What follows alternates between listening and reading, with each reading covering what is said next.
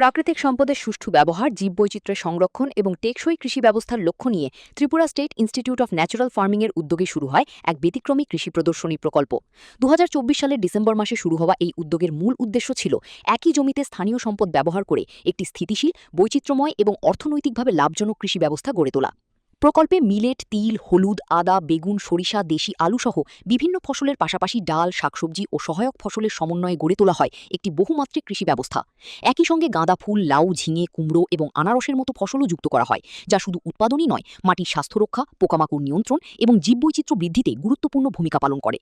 এই প্রদর্শনী ক্ষেত্রের পর্যবেক্ষণে দেখা গেছে বিভিন্ন সময়ে ফসল পরিপক্ক হওয়ায় জল ও পুষ্টির চাহিদা সুষমভাবে বণ্টিত হয়েছে, ফলে সম্পদের কার্যকর ব্যবহার নিশ্চিত হওয়ার পাশাপাশি খরা বা আবহাওয়াজনিত ঝুঁকিও কমেছে। রাসায়নিক সার ও কীটনাশকের ব্যবহার ছাড়াই মাটির জৈব কার্বন, অণুজীবের কার্যকলাপ এবং জলধারণ ক্ষমতা বৃদ্ধি পেয়েছে। গবেষণায় আরও উঠে এসেছে এই ব্যবস্থায় উৎপাদিত ফসলের স্বাদ, গুণমান এবং সংরক্ষণ ক্ষমতা তুলনামূলকভাবে উন্নত। একই সঙ্গে কৃষকদের উৎপাদন ব্যয় কমেছে এবং একাধিক ফসল থেকে সারা বছর আয়ের সুযোগ সৃষ্টি হয়েছে।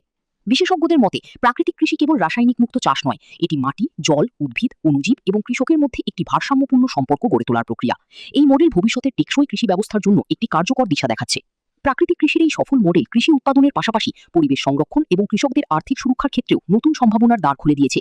সংশ্লিষ্ট মহলের আশা, আগামী দিনে রাজ্যের আরও বেশি কৃষক এই ধরনের টেকসই কৃষি ব্যবস্থার সঙ্গে যুক্ত হবেন।